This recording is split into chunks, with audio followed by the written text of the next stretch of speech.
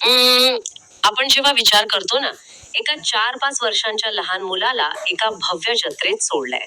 आजूबाजूला रंगीबेरंगी खेळण्यांची दुकानं सजलेली आहेत. खमंग आणि गोड मिठाईचा सुवास हवेत पसरलाय. हम्म आणि गोल फिरणारे मोठमोठे लाकडी पाळणे सुद्धा लहान मुलांना खुणावतायत. बरोबर. सर्वसाधारणपणे कोणताही लहान मुलगा या मोहात पडेल, पण हा मुलगा त्याकडे ढुंकूनही पाहत नाही. तो पुढे जातो आणि एका लोखंडी वस्तूंच्या दुकानातून चक्क एक काळा कुट्ट लोखंडी चिमटा विकत घेतो. आणि तोही स्वतःसाठी नाही तर दुसऱ्यासाठी. एक्झॅक्टली. वरवर पाहता हे एखादं न सुटणारं रहस्य किंवा अनैसर्गिक वर्तन वाटेल. पण साहित्य विश्वातील ही मानवी भावभावनांची आणि गरिबीची सर्वात भेदक कथा आहे. आजच्या या सखोल चर्चेत आपण एका अशाच साहित्यिक खजिन्याचं कुलूप उघडणार आहोत. इयत्ता 4थीच्या सुलभ भारती या मराठीच्या क्रमिक पुस्तकातील ईदगाह. अगदी बरोबर. मुन्शी प्रेमचंद यांच्या या मूळ कथेचा हा मराठी अनुवाद आहे. शाळकरी वयात हा धडा फक्त मार्कांसाठी वाचला जातो. पण आज आपण या कथेतील मानसशास्त्र आणि एका साध्या वाटणाऱ्या कृतीमागे दडलेलं जगण्याचं तत्वज्ञान समजून घेणार आहोत. खरं तर मुन्शी प्रेमचंद यांचंच हेच तर सर्वात मोठं वेगळंपण आहे. साहित्याच्या जगात त्यांना कादंबरी सम्राट म्हणतात ते केवळ त्यांनी विपुल लिखाण केलं म्हणून नाही. म्हणजे त्यांच्या लेखणीत काहीतरी वेगळीच ताकद आहे, नाही का? हो ना. त्यांनी सामान्य माणसाच्या, विशेषतः तळागाळातील आणि ग्रामीण माणसाच्या मनाचा तळ अतिशय सूक्ष्मपणे गाठलाय.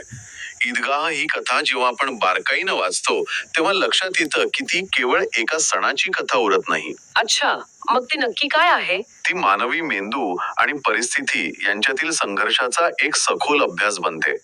एका अत्यंत साध्या रोजच्या जीवनातील प्रसंगातून ते मानवी नात्यांमधील ओलावा आणि गरिबीने लादलेली समजदारी इतक्या अचूकपणे मांडतात की वाचक थक्क होऊन जातो. आणि म्हणूनच आज आपल्याला या कथेच्या आत डोकावून पाहायचंय. कथेची सुरुवात होते ती रमजान महिन्याच्या 30 कडक रोजानंतर. म्हणजे उपवासानंतर आलेल्या ईदच्या सणाने. हो. गावात सर्वत्र उत्साहाचं वातावरण आहे. लोक नवीन कपडे घालून नटून थटून ईदगाहकडे म्हणजे प्रार्थना स्थळाकडे जाण्यासाठी निघाले आहेत. सगळीकडे एक वेगळंच चैतन्य आणि संपन्नता ओसंडून वाहताना दिसतेय. लहान मुलांचा आनंद तर गगनात मावेनासा झाला आहे. हा, सुरुवातीचा उत्साह लेखक खूप जाणीवपूर्वक उभा करतात. यामागे एक साहित्यिक हेतू आहे. त्यांना एक प्रबळ विरोधाभास म्हणजे कंट्रास्ट वाचकांसमोर ठेवायचा असतो. गावातील या संपन्नतेच्या पार्श्वभूमीवर असं म्हणायचंय का तुम्हाला? एक्झॅक्टली. या ओसंडून वाहणाऱ्या आनंदाच्या पार्श्वभूमीवर प्रेमचंद आपल्याला हळूच कथेचा नायक असलेल्या हामिदच्या वास्तवात घेऊन जातात. हामिद हा अवघा 4-5 वर्षांचा मुलगा आहे. त्याचे आई वडील या जगात नाहीत. तो त्याची म्हातारी आजी अमीना हिच्यासोबत एका छोट्याशा आणि पडक्या घरात राहतो. त्याच्याकडे सणासाठी घालायला नवे कपडे नाहीत, पायात साधे जोडेही नाहीत आणि त्याच्या खिशात आहेत फक्त 3 पैसे. बापरे, हे चित्र डोळ्यांसमोर आणलं की थोडं अस्वस्थ व्हायला होतं. ही परिस्थिती म्हणजे एखाद्या भव्य अम्युजमेंट पार्कमध्ये जाण्यासारखी आहे, जिथे इतर सर्वांकडे अमर्याद मजेचे VIP पासेस आहेत. बरोबर, पण तुमच्या खिशात मात्र काहीच नाहीये. हो. अशा वेळी अमीना आईची मनस्थिती काय असेल हे समजणं कठीण नाही. आज ईद सारखा मोठा सण आहे, पण घरात खायला अन्नाचा दाणा नाही आणि आपला छोटा नातू बाकीच्या मुलांसोबत जत्रेला चाललाय. आणि त्याच्याकडे खर्च करायला पुरेसे पैसे नाहीत ही जाणीव तिला नक्कीच आतून खात असणार. अमीनाची चिंता ही एका जबाबदार पण असहाय्य पालकाची चिंता आहे. नक्कीच. पण इथे हामिदच्या मानसशास्त्राकडे लक्ष देणं जास्त गरजेचं आहे. गरिबी असली तरी लहान मुलांच्या विश्वात सणाचा आनंद कसा वेगळ्या पातळीवर काम करतो हे समजून घेणं रंजक आहे. म्हणजे परिस्थितीने तो गरीब आहे, पण मनाने तो कुठेही हारलेला नाही. अगदी बरोबर. लहान मुलांचा मेंदू हा नैसर्गिकरित्या अत्यंत आशावादी असतो. हामिदला त्याच्या गरिबीचं गांभीर्य अद्याप पूर्णपणे समजलेलं नाहीये. त्याच्याकडे जे 3 पैसे आहेत ते 3 पैसे त्याच्यासाठी एखाद्या मोठ्या खजिन्यापेक्षा कमी नाहीयेत. अरे वा, म्हणजे त्याचा उत्साह आजीच्या चिंतेवर मात करतो. तो अत्यंत आनंदाने धावत पळत जत्रेला निघतो. हो. हामिदचा हा उत्साह घेऊन तो त्याच्या मित्रांसोबत म्हणजे महमूद, मोहसिन, नूरे आणि सम्मी यांच्यासोबत ईदगाहच्या जत्रेत पोहोचतो आणि इथेच खऱ्या अर्थाने या कथेला एक वेगळं वळण मिळतं. कारण जत्रा म्हणजे लहान मुलांसाठी एक जादुई जग असतं. पण इथे मला एक प्रश्न पडतो, जत्रेत गेल्यावर हामिदचे मित्र अगदी त्यांच्या वयाला साजेसा आनंद घेत आहेत. ते रंगीबेरंगी मातीची खेळणी विकत घेत आहेत. कोणी लाकडी घोड्यांच्या पाळण्यात बसून गोल फिरण्याचा आनंद घेतोय. कोणी गोड गोड मिठाई खातोय. पण हामिद फक्त लांबून बघतोय. एक 4-5 वर्षांचा मुलगा एवढा संयम कसा काय ठेवू शकतो? हे थोडं अनैसर्गिक नाही का वाटत? मानसशास्त्रात आपण तो मार्शमॅलो टेस्टचा प्रयोग ऐकलाय? अच्छा, तो स्वतःवर नियंत्रण ठेवण्याचा प्रयोग. हो, तोच. जिथे मुलं त्वरित मिळणाऱ्या आनंदावर नियंत्रण ठेवू शकत नाहीत, मग हामिद कसं काय ठेवतोय? मार्शमॅलो टेस्टचा संदर्भ इथे अतिशय चपखल बसतो. त्या प्रसिद्ध प्रयोगात लहान मुलांना एक गोड मार्शमॅलो दिला जातो आणि सांगितलं जातं की जर त्यांनी तो काही वेळ न खाता तसाच ठेवला तर त्यांना आणखी एक मिळेल. आणि बहुतेक मुलं तो मोह टाळू शकत नाहीत, बरोबर? अगदी बरोबर. कारण त्यांच्या मेंदूला त्वरित मिळणारा आनंद, ज्याला आपण इन्स्टंट ग्रॅटिफिकेशन म्हणतो, तो हवा असतो. हामिदचे मित्र नेमकं हेच करत आहेत. गोड मिठाई खाऊन किंवा रंगीत खेळणी घेऊन त्यांना त्वरित डोपामिनचा आनंद मिळतोय. पण हामिदच्या बाबतीत काहीतरी वेगळं घडत असतं. मग त्याच्या मेंदूमध्ये असं काय वेगळं घडत असावं की तो हा डोपामिनचा मोह इतक्या सहजपणे टाळू शकतोय? कसं आहे ना, सामान्यतः या वयातील मुलं दुकानात गेल्यावर हट्ट करतात, रडतात. हामिदच्या जागी दुसरा कोणताही मुलगा असता तर त्याने ते 3 पैसे लगेच खर्च करून टाकले असते. नक्कीच. इथेच गरिबीचा मानवी मेंदूवर होणारा अदृश्य परिणाम समोर येतो. मानसशास्त्रात याला पॅरेंटिफिकेशन किंवा अडल्टिफिकेशन म्हटलं जातं. अच्छा, म्हणजे काय? म्हणजे जेव्हा कुटुंबात अत्यंत गरिबी किंवा एखादं संकट असतं तेव्हा लहान मुलांवर नकळतपणे प्रौढांच्या जबाबदाऱ्या आणि विचार लादले जातात. त्यांचं बालपण अकाली संपतं. हामिदला माहित आहे की हे 3 पैसे मिळवणं त्याच्या आजीसाठी किती कठीण आहे. त्यामुळे त्याचा मेंदू त्या पैशांचं मूल्य फक्त क्षणिक आनंद म्हणून न बघता एक अत्यंत जपून वापरण्याची गुंतवणूक म्हणून पाहतो. गरिबीने त्याच्यावर अपरिपक्व वयातच एक मोठी परिपक्वता लादली आहे. म्हणजे तो वयाने लहान असला तरी विचाराने तो एक प्रौढ माणूस बनला आहे. गरिबीने त्याचं बालपण हिरावून घेतलं आहे, पण त्याच वेळी त्याला एक अशी प्रगल्भता दिली आहे जी त्या वयाच्या इतर मुलांमध्ये शोधूनही सापडणार नाही. अगदी बरोबर. पण तरीही जेव्हा तो मित्रांच्या हातात ती मातीची सुंदर खेळणी पाहतो तेव्हा तो स्वतःची समजूत कशी घालत असेल? कारण शेवटी तो एक लहान मुलगाच आहे. खेळणी पाहून त्यालाही मोह होतच असेल ना? नक्कीच त्यालाही मोह होतो, पण तो स्वतःला अत्यंत तार्किक युक्तिवाद देतो. मुंशी प्रेमचंद इथे साहित्यातील प्रतीकांचा अतिशय सुंदर वापर करतात. हामिदचे मित्र जी मातीची खेळणी घेतात ना, वकील, शिपाई, भिस्ती अशी वेगवेगळी खेळणी. हो, ही खेळणी समाजातील विविध भूमिका दर्शवतात. ती अतिशय सुंदर आणि आकर्षक आहेत, पण ती ठिसूळ आहेत. हामिद स्वतःला सांगतो की ही खेळणी जर हातातून खाली पडली तर त्यांचा चक्काचूर होईल, पाण्याने त्यांचा रंग निघून जाईल. हा केवळ स्वतःची समजूत काढण्याचा प्रकार नाहीये ना, ज्याला आपण सावर ग्रेप्स किंवा द्राक्ष आंबट आहेत असं म्हणतो? नाही, तसं नाहीये. ती आयुष्याच्या नश्वरतेची जाणीव आहे. मातीची खेळणी ही बालपणाच्या क्षणिक आणि ठिसूळ आनंदाचं प्रतीक आहेत, जो आनंद हामिदच्या वाट्याला आलेलाच नाहीये. आणि हा तार्किक विचार करत करत तो एका अशा दुकानापाशी जाऊन थांबतो जिथे लहान मुलांनी जाण्याची कोणतीही शक्यता नसते. लोखंडी वस्तूंचं दुकान.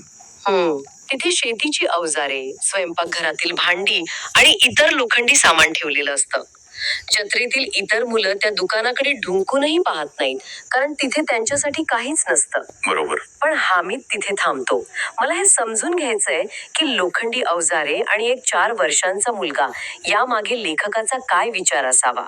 त्या दुकानात हामिदची नजर एका लोखंडी चिमट्याकडे जाते आणि तो चिमटा पाहताच त्याच्या डोक्यात एक अत्यंत भावनिक विचारचक्र सुरू होतं.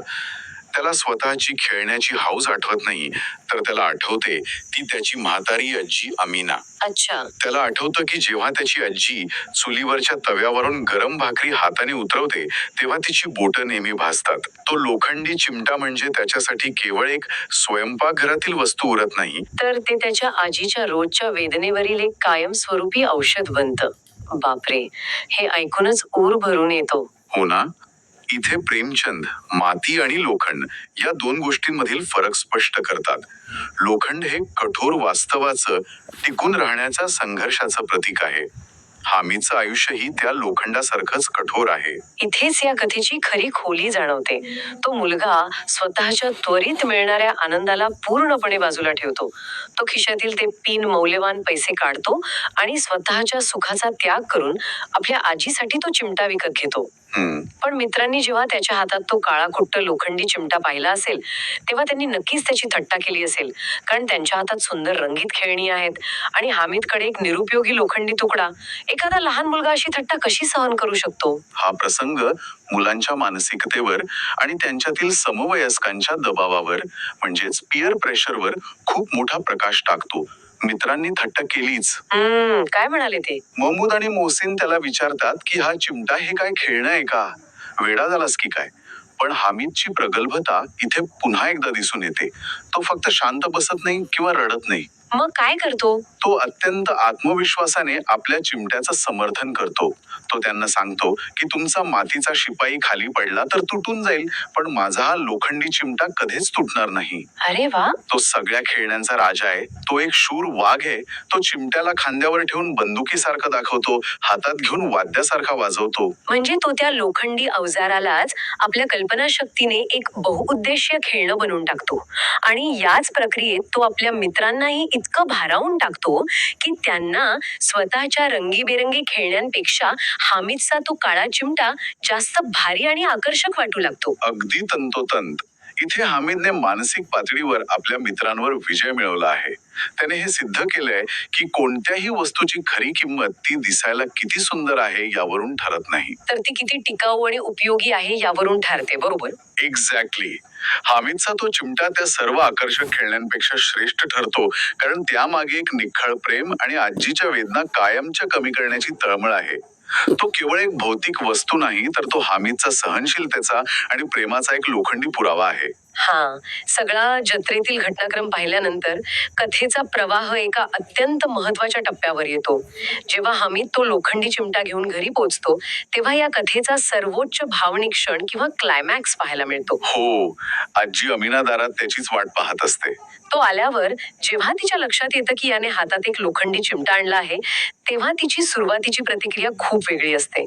ती रागावते. तिच्या या रागामागील मानसशास्त्र काय आहे? ती खुश का होत नाही? अमिनाचा तो राग म्हणजे केवळ संताप नसून ती एक अत्यंत गुंतागुंतीची भावनिक स्थिती आहे. त्यात भीती आहे, स्वतःबद्दलचा राग आहे आणि परिस्थितीची असहाय्यता आहे. म्हणजे तिला काळजी वाटत असते. हो ना. ती विचार करते की दुपार झाली तरी या मुलाने काही खाल्लं नाही, काही प्यायला नाही, कोणती खेळणी घेतली नाहीत आणि हा काय वेड्यासारखा लोखंडी चिमटा घेऊन आलाय. तिला असं वाटतं की तिच्या गरिबीमुळे तिच्या नातवाला जत्रेचा साधा बालिश आनंदही घेता आला नाही. हा राग वास्तविक पाहता तिच्या स्वतःच्या गरिबीवर आणि परिस्थितीवर आहे. अगदी बरोबर. जो काळजीच्या रूपाने हामिदवर व्यक्त होतो. तिला वाटतं की तिने एक पालक म्हणून कुठेतरी मोठी चूक केलीये. पण मग हामिद अतिशय शांतपणे आणि थोड्या अपराधीपणाने तिला एक वाक्य सांगतो. तो म्हणतो, तुझी बोटं तव्यावर भाजतात ना, म्हणून मी हा चिमटा आणला. हे ऐकल्यावर जे घडतं ते मुन्शी प्रेमचंद यांच्या लेखणीचं आणि मानवी भावनांचं सर्वात मोठं यश मानावं लागेल. क्या बात है. एका क्षणात अमिनाचा सगळा राग विरघळून जातो. होय, आणि तिथे कथेला एक पूर्णत्व मिळतं. तिथे एक अत्यंत हृदयस्पर्शी अशी भूमिकांची अदलाबदल होते, ज्याला आपण मानसशास्त्रात रोल रिव्हर्सल म्हणतो. एक 4 वर्षांचा लहान मुलगा अचानक कुटुंबाचा काळजीवाहू एक जबाबदार प्रौढ व्यक्ती बनतो. त्यांनी आजीच्या त्या वेदनेची दखल घेतलीये जी वेदना आजीने स्वतः कधीही व्यक्त केली नव्हती. आणि दुसरीकडे एक म्हातारी आजी, जिने आयुष्याचे अनेक उन्हाळे पावसाळे पाहिले आहेत, अनेक संकटे झेलली आहेत, ती त्याच्या या निखळ प्रेमापोटी अगदी लहान मुलासारखी रडू लागते. पाठात वर्णन केल्याप्रमाणे तिच्या डोळ्यातून घळाघळा पाणी येतं. ती त्या चिमट्याला छातीशी लावते आणि रडत रडत हामिदला भरभरून आशीर्वाद देते. आजी आणि नातवाच्या नात्याची ही गुंतागुंत खरोखरच उरदडपून टाकणारी आहे. नक्कीच. एका लहान मुलाच्या त्या एका कृतीने संपूर्ण गरिबी, सगळी दुःख आणि सर्व अभाव काही क्षणांसाठी का होईना पण पूर्णपणे नाहीसे होतात. तिथे उरतं ते फक्त शुद्ध वात्सल्य आणि एकमेकांबद्दलची काळजी. हे वात्सल्यच या कथेचा मुख्य गाभा आहे, हो ना? अगदी. अमिनाला आता तो 3 पैशांचा चिमटा लाख मोलाचा वाटू लागतो, कारण त्यात तिला हामिदचं केवळ प्रेमच नाही तर तिचा एक अत्यंत भक्कम आधार दिसतो. समाजात जेव्हा आपण एकमेकांशी संवाद साधतो तेव्हा आपण सहसा शब्दांचा आधार घेतो, पण हामिदने त्याच्या कृतीतून जो संवाद साधला आहे तो शब्दांच्या पल्याड जाणार आहे. त्याने आजीची एक अशी मूक वेदना दूर केली आहे जी आजीने त्याला कधीही बोलून दाखवली नव्हती. हे संवादाचं सर्वोच्च टोक आहे. आपण या संपूर्ण विश्लेषणाकडे पाहिल्यास लक्षात येतं की ईदगाह ही कथा फक्त एका सणाची किंवा एका जत्रेची नक्कीच नाहीये.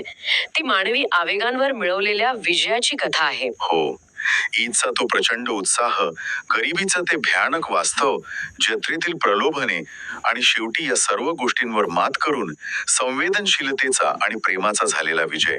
चौथ्या इयत्तेत असताना कदाचित आपल्याला यातील मानसशास्त्र आणि हा गुंतागुंतीचा अर्थ समजला नसेल, पण आज एक प्रौढ व्यक्ती म्हणून वाचताना या कथेची खरी खोली जाणवते. म्हणूनच उत्तम साहित्य हे नेहमी कालातीत असतं. ही कथा आजच्या काळात अधिक प्रस्तुत आणि महत्वाची ठरते. आज आपण अशा एका कन्झ्युमरिस्ट किंवा चंगळवादी जगात राहतो जिथे आपण पैशांनी विकत घेतलेल्या महागड्या भेटवस्तू देण्यावर खूप जास्त भर देतो. आपल्याला अनेकदा असं वाटतं की वस्तूची किंमत जितकी जास्त तितकं आपलं प्रेम जास्त. बरोबर, पण हामिदचा तो 3 पैशांचा चिमटा आपल्याला शिकवतो की खऱ्या भेटीमागे संवेदनशीलता आणि सहानुभूती असणं सर्वात गरजेचं आहे. हे अगदी विचार करायला लावणार आहे.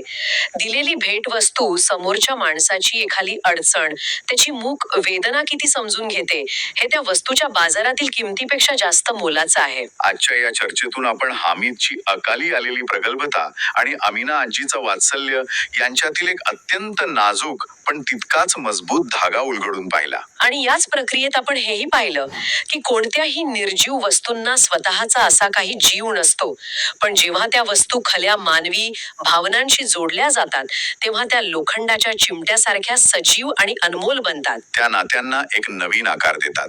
याच सुंदर आणि विचार करायला लावणाऱ्या निष्कर्षासोबत आज आपण आपल्या या सखोल चर्चेच्या शेवटाकडे आलो आहोत. पण थांबण्यापूर्वी या कथेच्या निमित्ताने एक वेगळा विचार मला नक्कीच सर्वांसमोर मांडायला आवडेल. आपण हामिदच्या या समंजसपणाचं खूप कौतुक केलं. त्याने आजीसाठी केलेला तो स्वतःच्या आनंदाचा त्याग आपल्याला भावूक करतो. पण दुसरीकडे वस्तूंच्या मानसिक वजनाचा विचार करा. आजच्या काळात जेव्हा सर्व काही डिस्पोजेबल किंवा सहज फेकून देण्यासारखं झालं आहे तेव्हा आपण आपल्या प्रियजनांना अनेक महागड्या वस्तू देतो. बरोबर, पण त्या वस्तू त्यांच्या आयुष्यातील कोणती अदृश्य वेदना कमी करतात का? कदाचित एखाद्या भेटवस्तूचं खरं मूल्य ती वस्तू समोरच्या व्यक्तीच्या आयुष्यात काय नवीन जोडते यात नसून ती कोणता त्रास कमी करते यात दडलेले असते. खूपच गहन आणि महत्वाचा विचार आहे हा. पुढच्या वेळी जेव्हा कोणासाठी एखादी भेटवस्तू निवडली जाईल तेव्हा हामिदच्या त्या काळ्या कुट्ट लोखंडी चिमट्याची नक्की आठवण काढा आणि स्वतःला विचारा की यात ती संवेदनशीलता आहे का. यावर नक्की विचार करा. पुन्हा भेटूया अशाच एका नव्या आणि रंजक विश्लेषणासोबत. तोपर्यंत नवनवीन गोष्टी शोधत राहा आणि शिकत राहा.